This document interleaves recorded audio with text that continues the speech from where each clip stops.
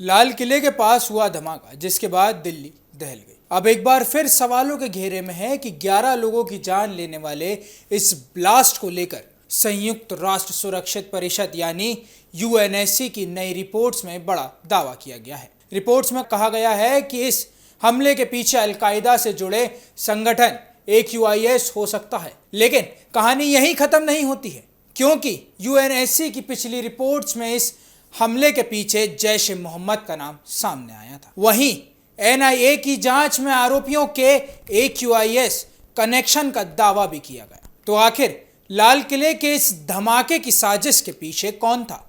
AQIS का network कितना बड़ा है? और NIA की जांच से लेकर यूएनएससी की रिपोर्ट्स तक क्या सामने आया? इस पूरे मामले को शुरुआत से आखिरी तक आसान भाषा में आपको समझाता हूं। सबसे पहले समझिए लाल किले पर आखिर हुआ क्या था। सबसे पहले पूरी कहानी की शुरुआत उस शाम से करते हैं जब दिल्ली का लाल किला धमाके से दहल उठा। 10 नवंबर 2025 की शाम लाल किले के पास अचानक जोरदार धमाका हुआ और धमाका इतना तेज था कि आसपास की गाड़ियों के शीशे टूट गए। दुकानों और आसपास की इमारतों को भी काफी नुकसान पहुंचा। इस हमले में 11 लोगों की मौत हुई, जबकि कई लोग घायल भी हुए। शुरुआती जांच में एजेंसियों को शक था कि यह कोई सामान्य धमाका नहीं, बल्कि high intensity vehicle based IED हमला हो सकता है। मामले की गंभीरता को देखते हुए जांच राष्ट्रीय एजेंसी यानी NIA को सौंप दी गई और यहीं से शुरू होती है इस पूरे मामले की सबसे अहम जांच। क्योंकि जांच आगे बढ़ते ही एजेंसियों को सिर्फ धमाके के पीछे एक आरोपी की नहीं, बल्कि एक पूरे टेररिस्ट नेटवर्क के संकेत मिलने लगे। अब सवाल, AQIS का नाम क्यों सामने आया? अब समझते हैं कि इस मामले में AQIS का नाम आखिर क्यों सामने आया। AQIS का पूरा नाम है al Qaeda in the Indian subcontinent. जी हाँ, al Qaeda in the Indian subcontinent. इसे सितंबर 2014 में अल-कायदा प्रमुख यामिना अल जवाहिरी ने बनाया था। इस संगठन का मकसद भारत, पाकिस्तान और बांग्लादेश जैसे साउथ एशियन कंट्रीज में अल-कायदा का नेटवर्क मजबूत करना था। लेकिन AQIS का काम करने का तरीका पहले जैसा बिल्कुल नहीं बताया जा रहा। यूएनएससी की नई रिपोर्ट के मुताबिक AQIS बड़े बड़े आतंकी समूह के बजाय छोटे छोटे सेल के जरिए काम कर रहा है, यानी छोटे छोटे अलग नेटवर्क जिनके जरिए संगठन अपनी गतिविधियां चलाने की कोशिश करता है। रिपोर्ट्स में यह भी कहा गया है कि AQIS ने अपना लॉजिस्टिक और फाइनेंशियल नेटवर्क तैयार किया है और बांग्लादेश में भी अपने सेल बनाने की कोशिश कर रहा है। और यही वजह है कि यूएनएससी ने AQIS की गतिविधियों को पूरे क्षेत्र की सुरक्षा के लिए चिंता का विषय बताया है। लेकिन यूएनएससी की रिपोर्ट में पंच कहाँ है? अब यहाँ इस कहानी के एक बड़ा सवाल खड़ा होता है। अगर लाल किला धमाके के पीछे AQIS का हाथ था, तो फिर पहले जैश ए मोहम्मद का नाम क्यों सामने आया था? दरअसल यूएनएससी की 37वीं रिपोर्ट में एक सदस्य देश की ओर से हमले के पीछे जैश ए मोहम्मद यानी JEM का नाम बताया गया था। लेकिन अब यूएनएससी की 38वीं रिपोर्ट में AQIS का नाम सामने आया, यानी एक ही हमले को लेकर संयुक्त राष्ट्र सुरक्षित परिषद की लगातार 2 रिपोर्ट्स में 2 अलग अलग आतंकी संगठनों का जिक्र किया गया है। लेकिन भारत में हुई जांच की तस्वीर में क्या कहती है? यह NIA की जांच बेहद अहम हो जाती है। NIA ने इस मामले में 11 आरोपियों के खिलाफ करीब 7500 पन्नों की चार्जशीट दाखिल की है। इस चार्जशीट में 580 से ज़्यादा गवाहों के बयान भी शामिल किए गए हैं।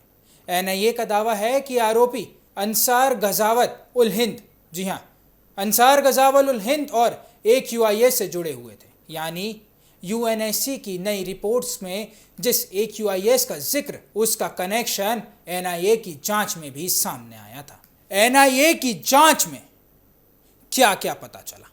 अब आते हैं इस केस की जांच के सबसे अहम हिस्से पर। NIA के मुताबिक इस पूरे नेटवर्क में कुछ आरोपी मेडिकल प्रोफेशन से जुड़े हुए थे और जांच में उनके रेडिकल आइडियोलॉजी से प्रभावित होने की बात सामने आई। जांच के मुताबिक 2022 में श्रीनगर में एक गुप्त बैठक हुई थी।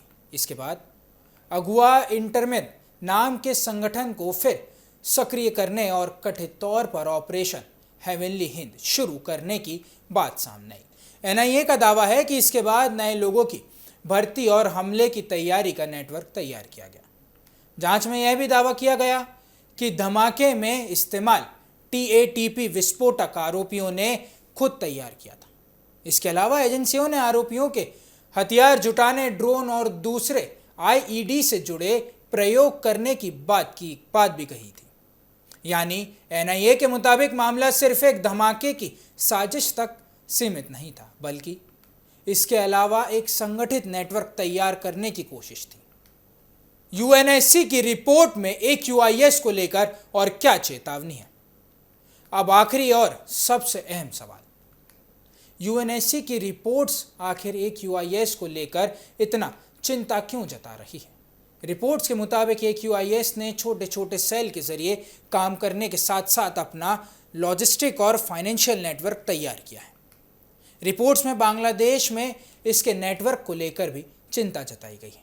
इसके अलावा यूएनएससी ने अल-कायदा और ISIS से जुड़े नेटवर्क द्वारा केमिकल और बायोलॉजिकल वेपन जैसे जुड़े विकसित करने की कोशिश का भी जिक्र किया।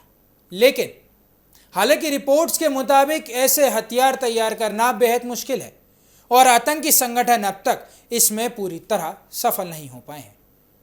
इन आतंकी संगठनों की गतिविधियों पर नज़र रखने के लिए यूएनएससी की 1265 सेंसेशन कम्युनिटी और उसकी मॉनिटरिंग टीम काम करती है।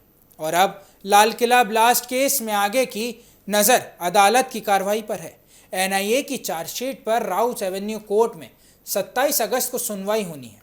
यानी फिलहाल इस पूरे मामले में 3 चीज़ सामने आने वाली है। सबसे अहम है यूएनएससी की नई रिपोर्ट्स, एनआईए की जांच और अदालत में चल रही कार्रवाई। तो हाल फिलहाल किले के उस धमाके की कहानी में अब एक और अहम कड़ी जुड़ गई है। यूएनएससी की जांच रिपोर्ट ने AQIS कनेक्शन का दावा किया है, जबकि एनआईए की जांच भी इस दिशा में इशारा करती है। लेकिन दूसरी तरफ यूएनएससी की पिछली रिपोर्ट्स में जैश-ए-मोहम्मद का नाम सामने आया था। यानी सवाल अभी भी कई हैं। इनके जवाब जांच और अदालत की कार्रवाई से ही साफ होंगे। फिलहाल एनआईए की चार्जशीट पर 27 अगस्त को रेवेन्यू कोर्ट में सुनवाई होनी है। अब देखना यही होगा कि अदालत में पेश होने वाले सबूत इस पूरी आतंकी साजिश को और आतंकी साजिश की तस्वीरों को कितना साफ कर पाते हैं।